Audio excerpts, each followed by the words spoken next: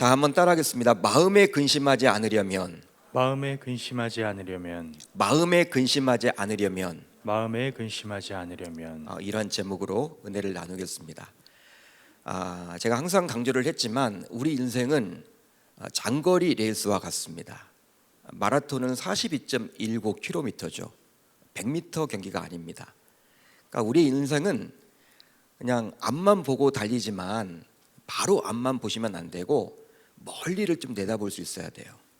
그러니까 장거리 레이스처럼 보이기 때문에 그러다 보니 삶을 살면서 만나게 되는 주변 상황에 따라서 삶이 힘들어지기도 하고 또 행복해지기도 하는 것이 사실이에요. 어떤 예가 좋을까요? 이 예가 좋을 것 같습니다. 요즘에 우리의 관심사는 온통 이 코로나죠. 코로나19입니다. 그러니까 우리가 여러분 언론 보도를 통해서 코로나 확진자 수가 확 줄었다. 그럼 마음이 그냥 평안해. 그 뉴스만 들어도. 요새같이 확진자 수가 확 늘었다. 어떻습니까? 마음이 좀 힘들죠. 불안하죠. 근심이 생긴단 말이에요. 그런데 이것은 자신의 주본 역견 때문에 생긴 것입니다. 자기가 코로나 걸린 것도 아니고 자기 가족이 지금 어려움을 당한 것도 아닙니다. 그런데 환경이 그렇게 우리의 마음까지도 좌지우지하는 거예요. 그러니까 환경의 영향을 우리 인간은 받을 수밖에 없습니다. 실제 그래요. 내가 겪지 않아도 내 주변에서 일어나는 일 때문에 힘들어질 수도 있고 행복해지기도 한단 말이죠. 하지만 주변 상황은 항상 바뀔 수도 있기 때문에 하나님을 믿는 우리 신자라면 주변 상황에 의해서 행복해지거나 불행해져서는 곤란하고 언제나 자신의 마음이 평안해질 수 있도록 자신의 마음을 잘 지켜야만 합니다. 세상에 나아가서도 이런 말이 있죠. 야, 뭐든지 마음 먹기에 달려 있어. 야, 뭐든지 마음 먹기에 달려 있어. 그 말이 맞아요. 우리 신자들에게도 그게 적용이 되는 말입니다. 그런데 하나님을 믿는 우리 신자들에게도 이렇게 마음 먹기에 달려 있다. 이 말이 맞는 것처럼 이렇게 느껴져서 그런지는 몰라도 하나님도 이렇게 이야기를 하셨습니다. 우리 신자들에게 잠언 기제를 통해서 다음과 같이 권면을 해주셨는데요. 바로 어떤 말이냐? 모든 지킬 만한 것 중에 더욱 내 마음을 지키라. 생명의 근원이 이에서 남이니라. 할렐루야, 할렐루야. 내 마음을 지키라. 즉 자신의 마음에서 생명의 샘이 흘러나오기 때문에 자신의 마음을 지키는 것이 중요하다라고 이야기를 해주고 있죠. 생명이 마음에 달려있다는 거예요. 다른 데 달려있는 것이 아닙니다. 여러분, 생명이 얼마나 중요합니까? 어떤 분들은 돈이 중요하다라고 이야기하겠지만 돈으로도 생명을 살 수는 없어요. 여러분, 돈으로 생명을 살 수 있다면 돈이 많은 재벌들은 죽지 않아야 되는데 재벌들도 다 죽습니다. 자신의 때가 되면 다 죽게 되어 있죠. 피할 수가 없어요. 그런데 그렇게 중요한 생명의 근원이 바로 마음에 달려 있다고 하기에 이 마음을 지키는 것은 어쩌면 돈보다도 더 중요하다고 볼 수 있는 것이죠. 더욱이 금년을 마무리하고 새해를 준비해야 하는 요즘, 악화된 코로나 상황으로 인해서 마음을 지켜내기가 어느 때보다도 힘든 시기를 우리는 살고 있어요.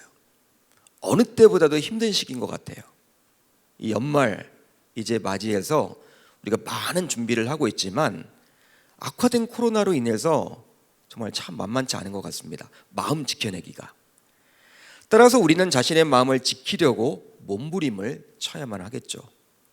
그렇다면 마음의 근심은 왜 생겨나는 것일까요? 여러분, 우리가 마음에 근심이 생긴단 말이에요. 왜 생겨납니까?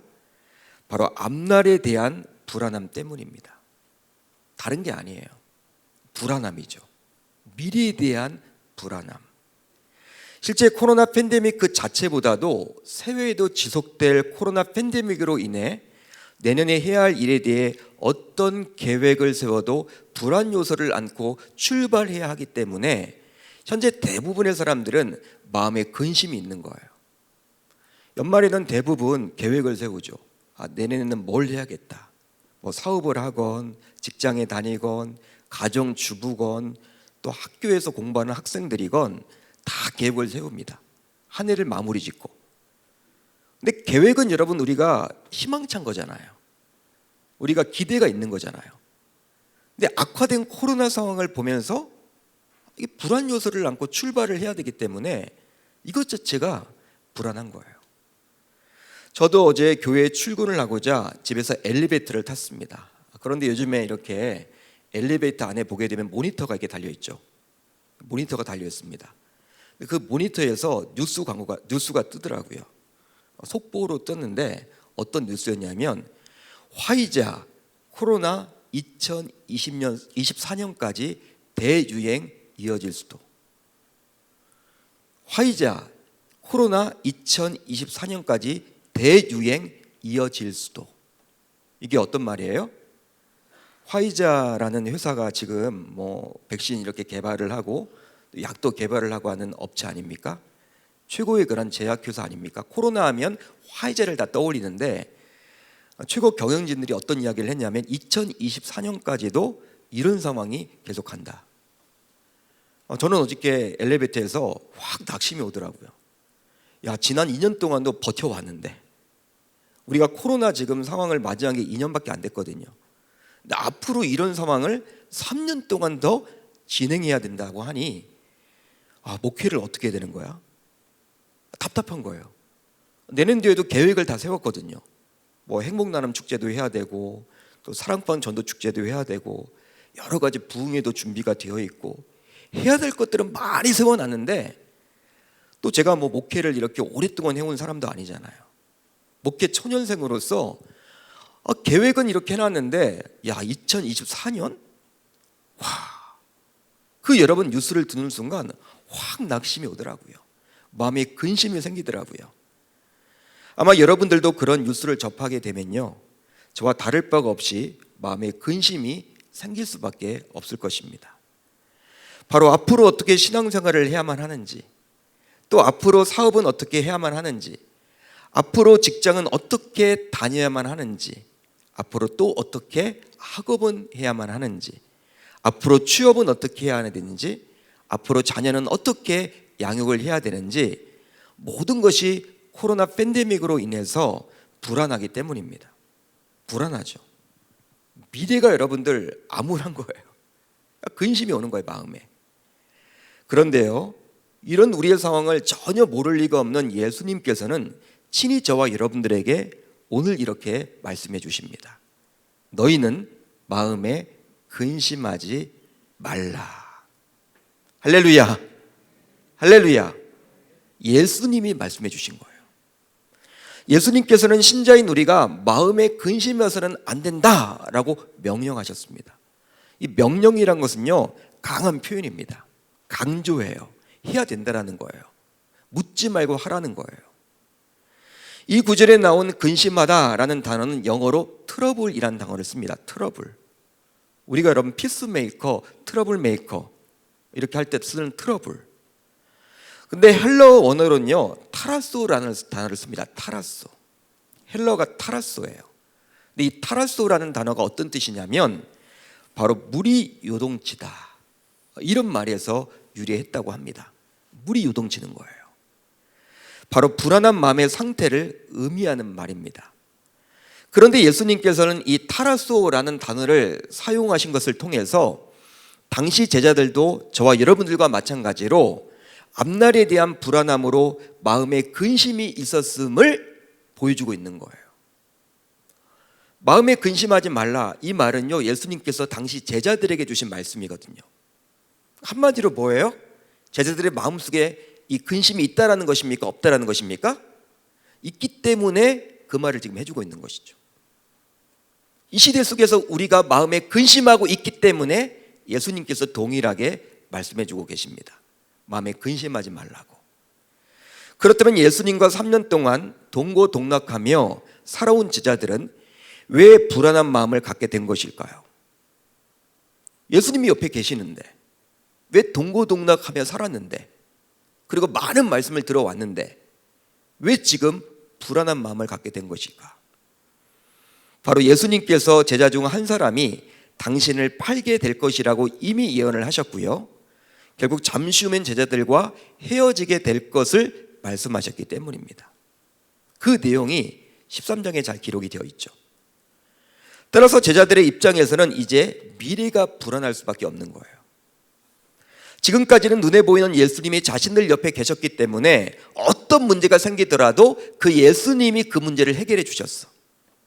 하지만 이제 예수님께서 자신들 곁을 떠난다고 하니 제자들의 마음은 복잡할 수밖에 없었고 마음이 어지러울 수밖에 없었습니다. 불안하죠, 여러분. 떠나신다고 하니. 지금까지는요, 어떤 문제가 생길 때마다 자신들이 해결할 수 없을 때 누가 해결해 줬어요?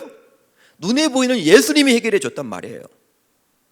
지금은 이제 예수님께서 떠나신다고 하니까 염려, 걱정, 근심이 되는 거죠. 야, 문제가 생겼을 때 이제 어떻게 해야 돼? 이 문제를 어떻게 풀어야지? 예수님이 떠나신다고 하면? 그렇게 제자들은 마치 위험한 광야에 홀로 버림받은 것처럼 마음에 근심이 생겼던 거예요. 한마디로 코로나 팬데믹 시대를 살고 있는 저와 여러분들처럼 당시 제자들도 앞날에 대한 불안함을 갖고 있었던 것이죠. 실제로 예로부터 사람들은 이런 마음의 근심을 해결하고자 각종 노력을 기울여 왔습니다. 마음의 근심, 어떻게 해결할 수 있을까? 여러분, 인간이 얼마나 영악합니까? 예? 머리가 여러분 좋잖아요, 인간이. 그러다 보니까 어떻게 마음에 근심하지 않을 수 있을까? 여러분, 이성적인 사고를 총동원해 가지고 그것을 해결하고자 몸부림을 쳐왔어요. 바로 마음에 생긴 근심으로 인해 잠을 이루지 못하고 항상 불안에 떨며 살아야만 했기에 그것을 해결하고자 의학적인 혹은 심리적인 치료를 해오기도 했죠. 또 각종 종교적인 명상이나 철학적이고 인문학적인 강연을 통해서도 도움을 받아온 것이 사실입니다. 하지만 그런 것들 모두 근원적이고 궁극적인 처방이 아니라 일시적이고 피상적인 처방에 불과한 거예요. 한마디로 일시적인 미봉책이었습니다. 그런 모든 것들은. 그렇다면 마음에 생긴 근심을 궁극적으로 해결할 수 있는 처방은 과연 존재하는 것일까요? 여러분, 어떻게 생각을 하십니까? 진짜 미봉책이 아니라 완전하게 치유할 수 있는 처방책이 있는 것입니까? 예수님께서는 분명히 오늘 말씀을 통해서 존재한다라고 이야기를 해주고 계십니다. 따라서 신자로서 하나님의 말씀을 진리라고 믿는다면 오늘 말씀을 통해서 마음의 근심을 해결할 수 있는 답을 얻을 수 있기를 바랍니다. 그런 은혜가 있기를 바라요. 성경 66권이 하나님의 말씀이라고 진리라고 믿는다면 여러분들이 이 말씀 붙들고 이제 살아내는 거예요. 그렇게 된다면 말씀에 나와 있는 그대로 하기만 한다면 여러분들의 마음에 더 이상 이제 근심으로 살아내지 않을 거예요. 기대가 되시죠? 이 말씀 붙들고 이제는 근심 없이 살아낼 수 있기를 우리 주님의 이름으로 축원합니다. 자, 그러면 마음의 근심을 해결할 수 있는 궁극적인 방법은 뭘까요? 바로 성부 하나님과 그가 보내신 아들 예수 그리스도를 믿을 때 가능합니다. 다른 방법은 없어요. 너희는 마음에 근심하지 말라. 하나님을 믿으니 또 나를 믿으라. 예수님께서는 친히 마음의 근심을 해결할 방법으로 하나님과 예수님을 믿어야 한다라고 말씀해 주셨습니다. 실제로 당시 제자들은 하나님과 예수님을 믿는다고 했어요. 예수님을 3년 동안 따라다녔기 때문에 하나님도 믿고 예수님도 믿는다고 이야기를 했습니다. 자신들은 믿음이 있다라고 제자들은 여겼어요. 하지만 예수님께서는 그들의 믿음이 아직 온전하다고 보지를 못했던 거예요. 인정할 수가 없었던 거예요. 그러기에 제자들에게 다시금 하나님과 예수님을 믿는 그 믿음을 강조하고 있는 것이죠. 그렇다면 왜 믿음이 중요합니까? 여러분, 왜 믿음이 중요한 거예요? 바로 흔들리는 마음, 어지러운 마음, 요동하는 마음, 떠내려가는 마음에 더 이상 파장을 일으키지 않고 닻을 내려서 어딘가에 붙들 수 있도록 하는 것이 바로 믿음의 역할이기 때문입니다. 믿음이 그렇기 때문에 중요한 거예요. 그러기에 믿음은 마음의 닻이라고 할 수 있어요. 마음의 닻이다. 믿음은요 다른 게 아니라 마음의 닻이에요. 제가 바닷가에서 5년 동안 사역을 해봤잖아요. 부산에서. 그러니까 부산이란 곳은요 다 좋은데 태풍이 참 많이 지나갑니다. 그러니까 서울이 수도인 역할이 태풍이 별로 없는 것 같아. 지나가더라도 통과하는 경우는 거의 없죠. 서울을 통과한다? 거의 못 봤어요. 부산은요 매년마다 태풍이 지나가. 그냥 태풍의 길이야. 태풍이 지나가면요 와 엄청나요. 대단해요. 예? 그 영향은요 서울에서는 느낄 수가 없어요. 저도 서울에서 오래 살았지만 서울에서 볼 수 없는 광경들을 많이 봐요. 여러분 이렇게 가로등이 있죠? 가로등이 꺾였어. 그 여러분 쇠로 된 가로등이 꺾였어. 바람이 얼마나 센지. 또 수십 년 동안 이렇게 있었던 소나무가 뽑혔어. 또 신호등이 여러분 주저앉아 버렸어. 차가 여러분 깔렸어. 전 그런 것들을요 거의 매년 봤어요. 매년. 여러분 태풍의 영향이 얼마나 큰지 몰라요. 바닷가에 나가보면요 진짜 날아갈 것 같아. 예? 날아갈 것 같아. 해운대 같은 경우에는 물이 막 넘치기도 하죠. 이 폭풍 위력 대단합니다. 태풍이 여러분 그런 위력이 대단한 거예요. 근데 여러분 놀라운 일이 있습니다. 이렇게 해안가에 이제 항구에 작은 어선들이 있거든요. 고기 잡는 어선들. 큰 배가 아닙니다. 좀 큰 자동차 정도 되는 자동차 정도 되는 크기 같아. 근데 그런 배들이 여러분 다 날아갈 것처럼 보이잖아. 물 위에 떠 있으니까. 그런데 다 닻을 내려요. 나름대로 닻을 내립니다. 근데 놀랍게도 시도등이 주저앉고 소나무가 뽑히고 이렇게 난리를 쳐도 배가 여러분 뒤집히는 경우들은 거의 못 봤어요. 제가 그런 경우들은 거의 못 봤어요. 그만큼 여러분 닻이 딱 내려지니까 이렇게 안정감을 주는 것 같아요. 그러기에 믿음이 있으면 마음에 평안이 있고 믿음이 없으면 마음에 근심이 생긴 거예요. 바로 믿음은 마음에 닫힌 것입니다. 그 닻이 여러분 딱 내려갔기 때문에 배가 뒤집히지 않는 것처럼 진짜 여러분 저는 말씀을 준비하면서 그때를 떠올려 보니까 그렇구나. 자동차는 뒤집혀도 배는 잘 뒤집혀지지 않는다라는 거예요. 그게 여러분 닻이 내려져 있기 때문에 가능했던 것이죠. 우리도 마찬가지야.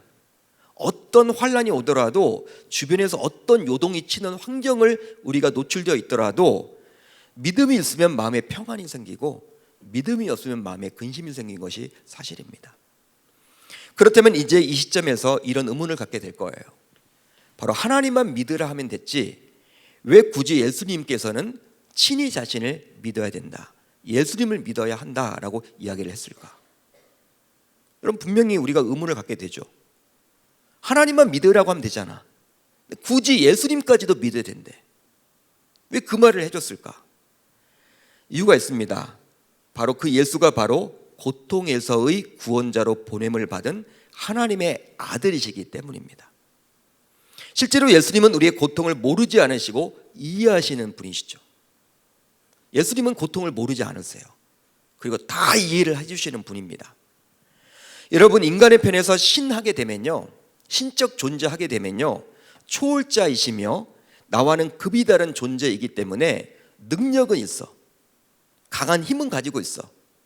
그렇지만 우리가 소소히 겪게 되는 그 고통을 느낄 수 없을 것이라고 여기곤 하는 것도 사실이에요.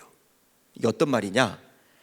실제로 신은 나와는 차원이 다른 존재이기에 우리 인간이 느끼는 고통 정도를 알 수 없다라고 생각하는 것도 사실입니다. 왜? 그분은 우리가 인간이 당하는 고통을 느끼지 않겠죠. 왜? 힘을 가지고 있는데 굳이 그런 고통을 느낄 이유가 없잖아요. 신하게 되면요, 고통을 당한 존재가 아니기 때문에 우리 인간의 고통을 느끼지 못할 거야. 인간이 여러분 그렇게 생각을 해올 수도 있단 말이에요. 그분은 고통 자체가 없는 분이니까, 힘을 가지고 있는데. 그래서일까요? 이런 우리의 생각을 모를 리가 없는 예수님께서는 우리의 고통을 결코 모르지 않고 외면치 않으심을 우리에게 보여주고자 하나님과 함께 자신을 믿어야 한다라고 신자인 저와 여러분들에게 말씀해 주셨습니다.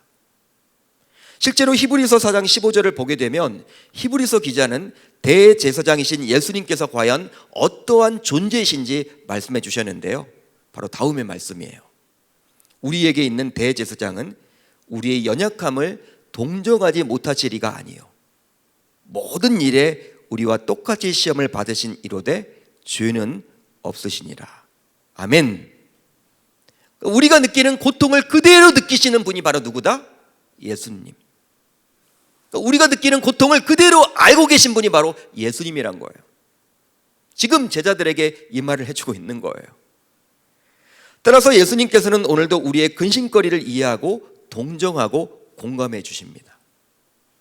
여러분, 공감한다는 게 얼마나 중요해요. 여러분, 이렇게 우리가 사역을 하면서 또 이렇게 보게 되면 목회자들도 여러 가지 여러분 문제들을 만날 때가 있잖아요. 저도 어릴 적에 많이 아파봤고 우리 아이들도 많이 아파봤기 때문에, 여러분 어떤 가정 신방을 갔는데 아이들 아픈 문제 때문에 막 고통 이야기를 하면요, 저는 그 아픔을 알잖아요. 여러분, 이렇게 이야기를 이렇게 해줘요. 그분들이 또 은혜가 되나 봐. 목사님도 공감이 된다라는 거죠. 자녀가 아파봤기 때문에 많이 아파봤거든요. 대형병원에 많이 입원도 해보고 보통 애들처럼 이렇게 잘 자란 게 아니었거든요. 여러분, 그런 것들을 경험을 한다는 것 자체가 그때는 힘들었어도 지금 담임 목회자가 되어서는 그게 도움이 되더라는 것이죠. 저도 코로나에 대한 아픈 기억이 있잖아요. 우리가 여러분 요즘에는 많이 있겠지만 그 당시에는 많이 그렇게 걸리지도 않았는데 코로나에 대한 아픈 그러한 경험이 우리 교회에 있었잖아요. 그런 것들 여러분 한번 경험해 보니까 우리 교회에서도 요즘에 많은 분들이 좀 아파하거든요. 전화 하나도 해드리면 이해가 되는 거야. 공감이 되는 거야. 당시 여러분 신의 존재는요, 나와는 좀 상관이 없는, 나랑 갭이 느껴지는, 내 고통을 과연 알까? 그분이 힘이 있는데 굳이 인간의 고통을 느낄 이유가 없는 분이 바로 그분 아닙니까? 그런데 예수님은 우리와 공감이 되시잖아요. 여러분, 그렇기 때문에 하나님만 믿으라고 하지 않고 예수님께서는 나도 믿어야 돼. 하나님의 아들이신 나도 믿어야 돼. 나는 너희들의 고통을 그대로 감당하기 위해서 하나님의 보내심을 받은 자야. 그렇기 때문에 나도 믿어야 돼. 지금 그 말을 해주고 있는 것이죠. 바로 우리와 함께 울고 함께 웃을 수 있는 분이시기 때문에 그렇습니다. 그러기에 예수를 믿음으로 우리는 마음의 근심을 해결할 수가 있는 것이죠. 하지만 이 믿음은 우리 주님께서 주셔야만 하는 거예요. 우리 주님께서 주셔야만 합니다. 즉 내가 잘 믿어보겠다는 결단만으로는 믿음이 지속될 수가 없겠죠. 따라서 우리는 언제나 자신의 믿음 없음을 솔직하게 인정하고 우리 주님께 믿음을 구할 수 있어야 할 줄로 믿습니다. 주여, 믿음 없는 자를 불쌍히 여겨 주옵소서. 저에게 은혜를 베풀어 달라고 그렇게 솔직하게 간구하는 저와 여러분들이 다 되셨으면 좋겠습니다. 그렇다면 우리 신자들은 하나님과 예수님의 무엇을 믿어야만 할까요? 우선 우리에게도 하나님 아버지의 집이 예비되어 있음을 믿어야만 합니다. 다른 게 아니에요. 하나님과 예수님의 뭘 믿어야 돼요? 저와 여러분들에게도 하나님 아버지의 집이 예배되었다. 이것을 믿어야만 하는 거예요. 예수님께서는 스스로 이제 머지않아 이 세상을 떠나게 될 것임을 알고 계셨어요. 한마디로 십자가에 달려 죽으실 것을 모르지 않으셨죠. 예수님께서는 십자가에 달려 죽기 하루 전 제자들과 최후의 만찬을 하시면서 다락방에서 제자들에게 이별 설교를 하셨는데 그 내용이 바로 요한복음 14장에서 16장입니다. 마태, 마가, 누가에는 짤막하게 기록되어 있는 그 최후의 만찬 때 하셨던 그 설교 부분이 요한복음에서는 무려 석 장에 걸쳐서 기록을 해주고 있어요. 아주 디테일하게 자세하게 기록을 해주고 있습니다. 예수님께서는 자신의 죽음 이후 이제 제자들 중에 더러는 믿음의 혼란과 회의를 겪을 것도 모르지 않으셨는데요, 이것을 모르지 않았던 예수님께서 제자들에게 주신 말씀이 바로 오늘 본문 2절 3절입니다. 이제 한번 2절로 3절을 같이 읽어봅니다. 시작. 내 아버지 집에 거할 곳이 많도다. 그렇지 않으면 너희에게 일렀으리라. 내가 너희를 위하여 거처를 예비하러 가노니 가서 너희를 위하여 거처를 예비하면 내가 다시 와서 너희를 내게로 영접하여 나 있는 곳에 너희도 있게 하리라. 자, 이 구절에 나와 있는 아버지의 집은 바로 죽음 이후에 신자인 저와 여러분들이 가게 될 천국을 말합니다. 따라서 예수님께서는 제자들에게 이 말씀을 해주심으로 제자들 모두 최선을 다해서 눈에 보이는 현세를 열심히 살아내야 하지만 죽음 이후 내세가 분명히 있음도 기억하며 장차 가게 될 천국을 소망하며 믿음으로 살아내라고 말씀해주고 있는 거예요. 여러분, 천국이 있다는 것은요, 우리가 기대가 되는 거죠. 여기에서의 끝이 아니잖아. 여러분, 인생을 살아낼 때 여기에서 끝이다. 그럼 여러분, 우리가 소망이 없잖아요. 죽음이 여러분 끝이기 때문에 죽음과 여러분 딱 맞닥뜨리게 되면요, 불안해요. 열심히 살아왔어도 포기하게 됩니다. 그렇지만 죽음 이후에 내세가 있다는 것을 믿는 사람들은요, 죽음 이후를 또 기대하게 되는 것이죠. 제2의 인생을 기대하게 된단 말이에요. 제자들에게 열심히 현세를 살아내라. 그렇지만 이것이 끝이 아니라 죽음 이후에 너희들이 가야 될 천국이 분명히 있다. 그 이야기를 가지고 믿음으로 살아내라. 지금 그 이야기를 해주고 있는 것이죠. 실제로 믿음으로 살아낸다 하더라도 이 세상에서 살아가는 한 마음에 근심을 가질 수밖에 없습니다. 여러분, 그렇죠. 해보셨잖아요. 여러분 다 신자잖아. 하나님 믿으시잖아요. 하나님 안 믿는 분은 아무도 없어요. 일부 예배 나오시는 분들은. 그렇지만 마음에 근심 있습니까, 없습니까? 있단 말이에요. 하지만 내세에서는 이 땅에서의 모든 근심과 모순이 비로소 온전히 해결될 수 있는 곳이라는 거예요. 그것을 여러분 기억하라는 것이죠. 바로 요한계시록 21장에서 확인할 수가 있죠.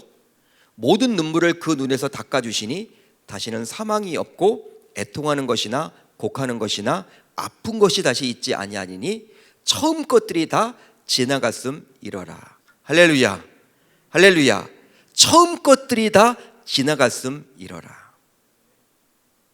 그렇습니다. 우리 주님이 친히 계신 아버지의 집은 이 세상의 고통, 모든 모순, 모든 아픔, 심지어는 죽음까지도 해결된 곳이에요. 그러니까 이 땅에서는 풀리지 않은 답들이 있죠. 우리가 이해 못하는 것들이 생기죠. 모순투성이죠. 아픔이 있죠. 헤어짐이 있죠. 슬픔이 있죠. 여러분, 그런 것들을 만나면 근심이 생길 수밖에 없단 말이에요. 믿음을 가진다 하더라도, 하나님 믿는다고 하지만, 그렇지만 천국을 소망해 보세요. 천국에서는요, 다 그게 풀립니다. 그런데 그 천국에 누가 갈 수 있는 거예요? 바로 저와 여러분들이 갈 수 있다는 것이죠. 그것이 바로 예비되어 있다는 거예요. 그것을 지금 믿으라는 거예요. 따라서 이 땅에서 우리의 근심거리를 해결할 궁극적인 하나님의 처방책은 바로 하나님의 집인 거예요. 마치 현재는 좁고 다소 불편한 곳에 살더라도 몇 년 뒤에는 당첨된 아파트에 들어갈 수 있는 희망으로 현재의 고난을 이겨낼 수도 있듯이 말입니다. 여러분, 우리가 지금 힘들게 살고 있다. 예를 들어서 좁은 집에 살고 있다. 복잡한 집에 살고 있다. 냄새나는 곳에 살고 있다. 어렵게 살고 있다. 그렇더라도 몇 년 뒤에는 내가 당첨된 아파트에 들어갈 수 있다. 그 희망을 가지면요, 그 고통을 이겨낼 수 있잖아요. 마찬가지라는 거예요. 우리는 자꾸 이 땅에서만 이것만을 바라봐. 그렇지만 이것만 바라보면 소망이 없어요. 계속 근심이 반복될 수밖에 없어요. 그때뿐이에요. 그렇지만 지금 예수님께서는 친히 너희들이 가게 될 예비된 집, 그것을 떠올리라는 거예요. 그것을 기억해라는 거예요. 너희들 갈 수 있다라는 거예요. 그곳에 가면 이 땅에서 모든 문제가 해결받을 수 있다라는 거예요. 제자들에게 지금 그 말을 해주고 있는 것이죠. 그러기에 우리 모두 천국의 시민권을 가진 자로서 모든 고통을 온전히 해결받게 될 아버지의 집이 자신에게 예비되어 있음을 믿기에 설령 이 땅에서 잠시 고난을 겪더라도 넉넉하게 이겨낼 수 있어야 할 줄로 믿습니다. 믿습니다. 예수님께서는 지금 그 말을 하고 있는 거예요. 여러분들, 죽음 이후의 삶이 있잖아요. 우리가 여러분 이 땅에서 7, 80년 사는 게 끝이 아니거든요. 천국이 있음을 여러분 기억하세요. 오늘 밤이라도 하나님이 우리를 부르신다면 갈 수 있는 곳이 있다는 거예요. 세상 불신자들과는 분명히 달라요. 하나님 믿지 않고 대통령이 돼서 여러분 죽어보세요. 장례는 거창하게 치르겠지만 여러분 그 다음부터는요 이제 힘들겠죠. 지옥으로 가는 거겠죠. 그렇지만 저와 여러분들은 달라요. 이 땅에서는 비록 남들이 알아주지도 않고 고난을 당하고 힘들고 어렵더라도 예수를 잘 믿었기 때문에 이제 우리가 가게 될 무엇이 있다? 아버지의 집이 예비되어 있다라는 거. 그것을 붙들고 살아간다면 여러분들이 당하고 있는 그 고통이라도 고난이라도 염려라도 근심이라도 우리가 이겨낼 수 있다는 사실, 여러분들이 꼭 기억할 수 있기를 바랍니다.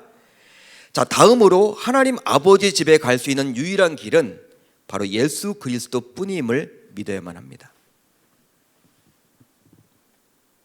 예수님께서 자신의 제자들에게 영원한 거처, 즉 아버지 집에 우리의 거처를 준비하러 간다고 했을 때 제자 가운데 한 사람이었던 도마는 이제 다음과 같이 예수님께 물었어요. 주여, 주께서 어디로 가시는지 우리가 알지 못하거늘 그 길을 어찌 알겠사옵나이까. 그러자 예수님께서는 그 유명한 말씀을 해주셨죠. 바로 어떤 말씀입니까? 6절이에요. 우리 한번 같이 읽어볼까요? 시작. 예수께서 이르시되 내가 곧 길이요 진리요 생명이니 나로 말미암지 않고는 아버지께로 올 자가 없느니라. 아담이 범죄한 이후로 이제 하나님과 인간의 모든 관계가 끊어졌어요. 하나님에 의해서 에덴 동산에서 쫓겨났죠. 하나님이 쫓아낸 것처럼 보이지만 인간의 죄로 인해서 쫓김 당한 거예요. 그렇기 때문에 인간이 자초한 면이 가장 큽니다. 결과적으로 이제 인간 스스로의 힘만으로는 하나님께로 나아가서 관계를 회복할 수 없게 되었어요. 이제 인간은 대대로 이 관계 회복을 위해서, 하나님과의 관계 회복을 위해서 여러 다양한 시도를 하게 되죠. 바로 철학, 종교, 이념, 사상, 금욕, 선행 등으로 하나님의 집, 천국에 가려고 노력을 기울여 왔습니다. 역사를 보게 되면. 하지만 대대로 실패하고 말았어요. 그런데 예수님께서는 제자들에게 분명히 말씀해 주십니다. 바로 오직 자신만을 통해서 하나님 아버지께로 나아갈 수 있다라고 말이죠. 여러분 믿으시면 아멘, 동의가 되시면 아멘. 한마디로 예수 그리스도가 바로 하나님께로 나아갈 수 있는 유일한 방법이 됨을 말씀해 주셨다라는 거예요. 실제로 영어 성경을 보게 되면 길과 진리와 생명 앞에 모두 정관사 더를 붙입니다. 뭐예요? 유일한 길, 유일한 진리, 유일한 생명이란 뜻이에요. 따라서 오직 예수 이외에 구원의 길은 없는 거예요. 예수 이외에 구원의 길은 없습니다. 예수 이후에 하나님께 나아갈 방법이 없어요. 한마디로 예수만이 구원자임을 믿을 때 우리는 우리에게 예비된 아버지의 집에 들어갈 수 있게 되는 것이죠. 그리고 그 아버지 집에 거함으로 마음의 근심 대신에 평안을 가지고 살아갈 수 있게 되는 것입니다. 그러기에 우리는 베드로 사도를 통해서 하나님께서 주신 다음의 말씀을 반드시 기억해야만 해요. 다른 이로서는 구원을 받을 수 없나니 천하 사람 중에 구원을 받을 만한 다른 이름을 우리에게 주신 일이 없음이라 하였더라. 할렐루야, 할렐루야. 하지만 우리가 살아가는 이 세상은 오직 예수만이 아니라 예수도 믿으라고 이야기를 합니다. 여러분, 예수만 믿는 것과 예수도 믿는 것은 달라요. 여러분들은 예수만 믿으셔야 돼요. 예수도 믿으시면 안 돼. 즉, 이 세상은 예수만이 구원자임을 거부해요. 야, 너희들 기독교는 왜 그렇게 독선적이냐? 끼리끼리 모여가지고 뭐 하는 거야? 다른 종교들을 봐봐. 화합하고 연합하고 일치하고 잘 지내잖아. 야, 코로나 상황 가운데 무슨 니네들끼리 모여서 예배를 드린다 그래. 가지마, 가지마. 독선적이다. 왜 그렇게 독선적이야? 여유롭게 좀 이렇게 다른 종교들처럼 그렇게 베풀면서 좀 대화도 하고 하나 되어서 지내면 좋잖아. 너들 왜 니네들끼리만 이렇게 모여서 뭘 한다고 그래 자꾸. 세상에는 자꾸 우리들에게 이야기를 하죠.